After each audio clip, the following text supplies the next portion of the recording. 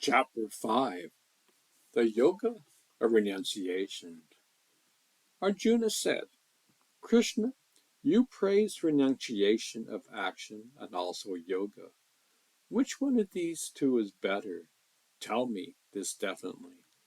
The Blessed Lord said, both renunciation and action yoga lead to the best.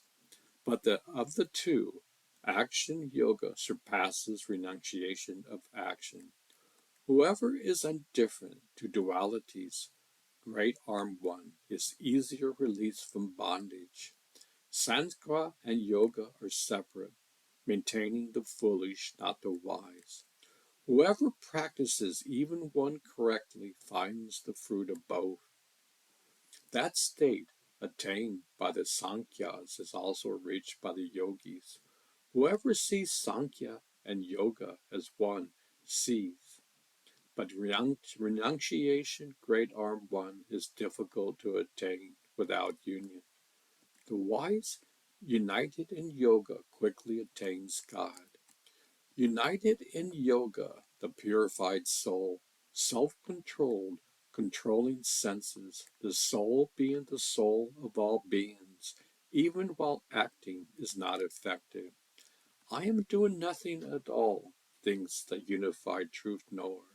Seeing, hearing, touching, smelling, eating, walking, sleeping, breathing, talking, releasing, holding open eyes and closing eyes, believing that the sense operates in the sense objects.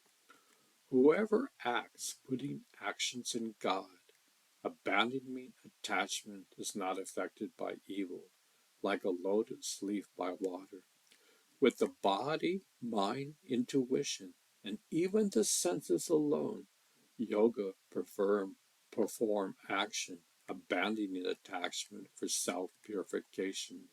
United, abandoning the fruit of action, one attains complete peace.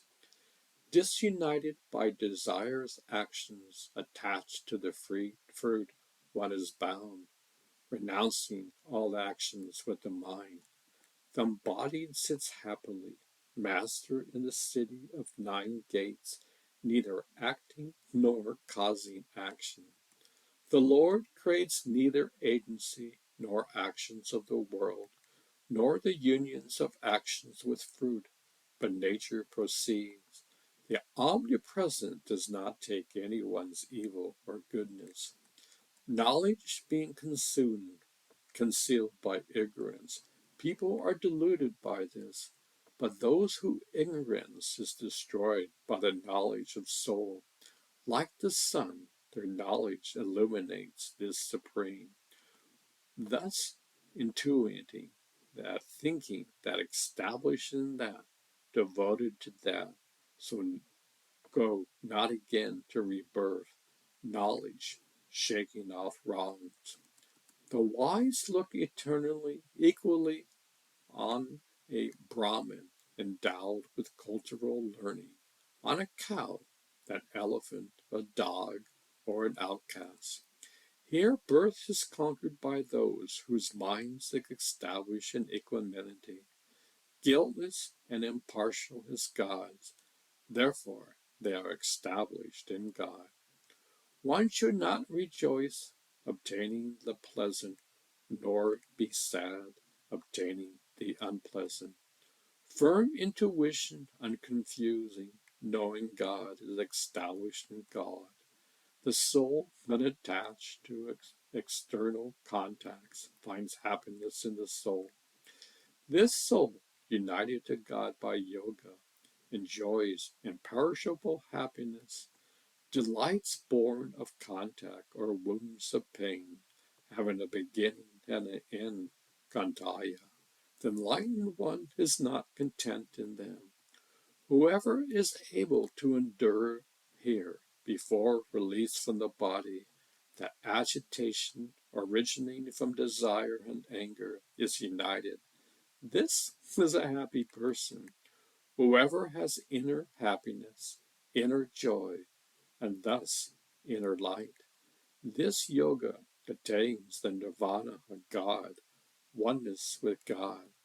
Seers obtain the nirvana of God, sins wiped out, dualities dissolved, self-control, rejoicing in the welfare of all beings, rid of desire and anger, thoughts restrained, souls known that ascetics' nirvana of God lies near, making external contacts excluded and the gaze in between the two eyebrows, making inhalation and exhalation equal, moving within the nose. With controlled sense, mind, and intuition, the sage is the sage seeking ultimate liberation, rid of desire, fear, and anger, is forever liberated. Know in me, the enjoyer of sacrifice disciplines, great Lord of all the worlds, friend of all beings, one reaches peace. Commentary.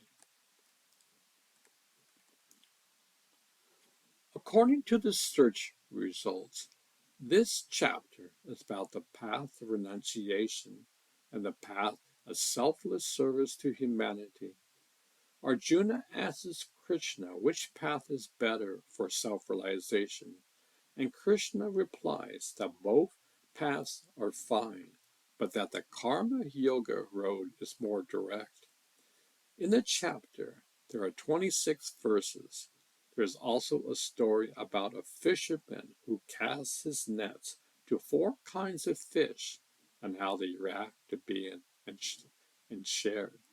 The three main points of this chapter are: the karma yogi, who performs their worldly duties without any attachment to his fruits, are considered always renounced. The karma yogis dedicate all their works and their results to God and remain unaffected by the sin. The karma The karma yogis are aware that the soul resides within the body, that is like a city with 9 gates, and do not consider themselves to be the doer nor the enjoyer of their actions.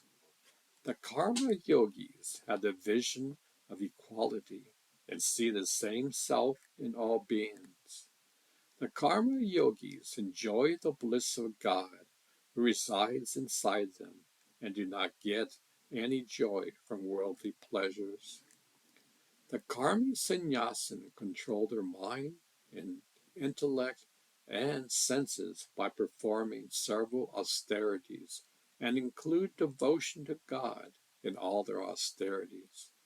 The karma sannyasin becomes free from fear, desire, and anger by shutting out all their thoughts of external pleasures. The karmi sannyasin attains long-lasting peace by being seated in the absolute truth. I hope this helps you understand Chapter 5 of the Bhagavad Gita better.